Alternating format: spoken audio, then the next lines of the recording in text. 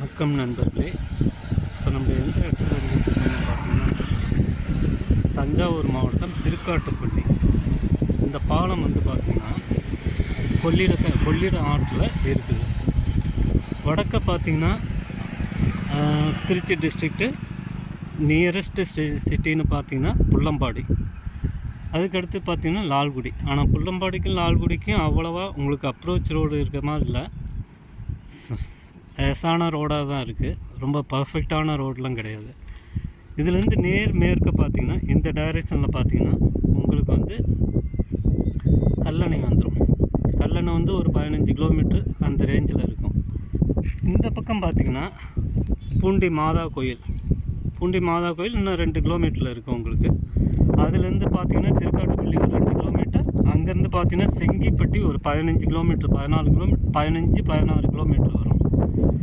இந்த லொக்கேஷன்லேருந்து தஞ்சாவூர் பார்த்திங்கன்னா உங்களுக்கு ஒரு 30 கிலோமீட்டர், 25 to 30 கிலோமீட்டர் இருக்கும்.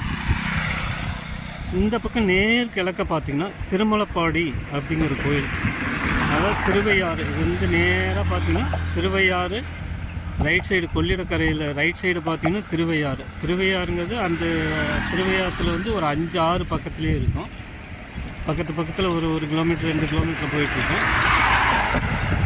அதுக்கு முன்னாடி லெஃப்ட் சைடு பார்த்திங்கன்னா திருமலப்பாடிங்க, அங்கே ஒரு சிவன் கோயில் பக்காவாக இருக்குது.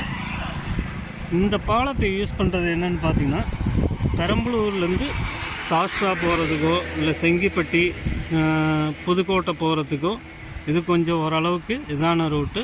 இங்கே வந்து பார்த்திங்கன்னா உங்களுக்கு 2 டோலை மிச்சம் பண்ணலாம். தஞ்சாவூர் சாஸ்ட்ரா போகிறதுக்கு பார்த்திங்கன்னா சமயபுரம் டோல் ஒன்று இதாகும், துவாக்குடி டோல் ஒன்று மிச்சமாகும்.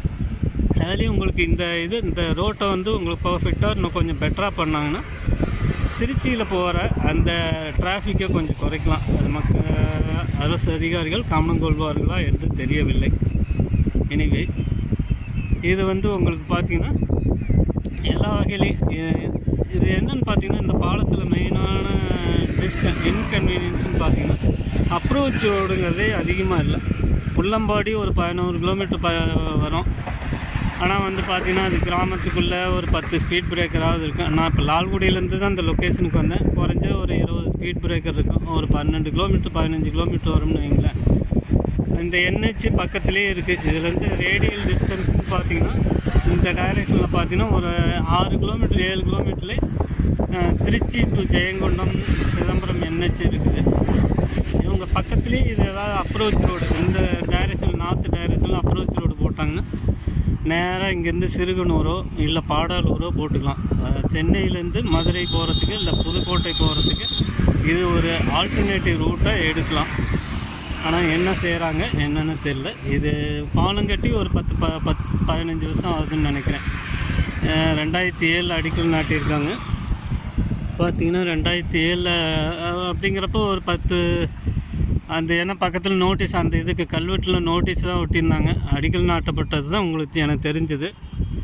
இந்த எப்போ திறந்துருக்காங்கன்னு தெரில, ஒரு 3 வருஷத்தில் திறந்துருப்பாங்கன்னு நினைக்கிறேன். 2010 இந்த பாலம் இருக்குது. இது ஒரு முக்கியமான பாலம், ஆனால் லெஸ் யூட்டிலைஸ்டுன்னு சொல்லாம்னு வச்சுங்களேன். எனிவே உங்கள் ஆதரவுக்கு நன்றி. வணக்கம்.